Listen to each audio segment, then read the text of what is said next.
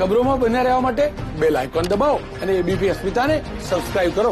Corona કાળમાં રાજકોટના મીઠાઈના વેપારીઓને નુકસાન વેઠવાનો વારો આવ્યો છે. રાજકોટના પેંડા દેશ વિદેશમાં પ્રખ્યાત છે, ત્યારે દિવાળીના તહેવારો સમયે પેંડાની સૌથી વધુ માંગ હોય છે, પરંતુ ચાલુ વર્ષે કોરોનાને કારણે ઇન્ટરનેશનલ ફ્લાઇટ બંધ થતાં પેંડાની નિકાસ ઘટી છે. વિદેશમાં પેંડાની માંગમાં 70% ઘટાડો થયો છે. રાજકોટના પેંડા બ્રિટન, અમેરિકા, આફ્રિકા અને ઓસ્ટ્રેલિયા સહિતના દેશોમાં જાય છે. ઉપરાંત ચેવડો, ચીક્કી અને અન્ય મીઠાઈની નિકાસમાં પણ આ વર્ષે ઘટાડો દેખાઈ રહ્યો છે. રાજકોટમાં પેંડાના વેપારી, ચીક્કીના વેપારી પ્રકાશભાઈ આપણી સાથે જ, આપણે એમની સાથે વાત કરીશું.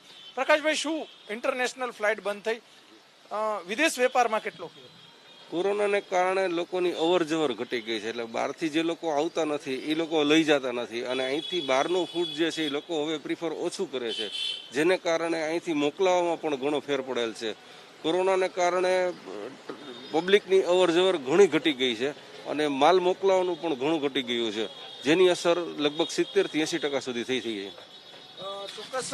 જે કઈ વસ્તુઓ રાજકોટમાં બનતા ફરસાણ, આ સિવાયની કઈ વસ્તુઓ વિદેશમાં જાય છે અને કયા કયા દેશોમાં જાય છે? રાજકોટની અંદર તમામ ફૂડ પ્રખ્યાત છે. ચેવડો, ચીક્કી, વેફર, ખાખરા, જે બધી વસ્તુઓ જે છે એ અહીંથી બહારના ગુજરાતીઓ જે આવે છે અથવા ત્યાં રહે છે એ મગાવતા હોય છે, અને એની અંદર અત્યારે 70-80% જેવો ઘટાડો દેખાય છે.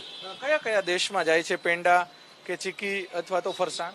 વિદેશથી આવતા લગભગ તમામ નાગરિકો જે છે, ગુજરાતીઓ અહીંયા આવતા હોય છે, લઈ જતા હોય છે. યુકે, યુએસએ છે, ખાસ એની અંદર ડિમાન્ડ હોય છે ગુજરાતીઓની. ચોક્કસ. જે એનઆરઆઈ જે આવવાનું પ્રમાણ છે એ પણ ઘટી ગયું છે. એનઆરઆઈ લગભગ 70-80% નથી આવતા અત્યારે અહીંયા. માહોલના હિસાબે જે રીતનો માહોલ છે કે લોકો અવર જવર જ ઓછી કરે છે, વિદેશી ફ્લાઇટો બંધ છે, એને કારણે એની અસર ઝાઝી છે. ઓવરઓલ દિવાળીની ખરીદી કેવી છે? મીઠાઈ, ફરસાણ અને પેંડાની કેવી ખરીદી છે આ વર્ષે?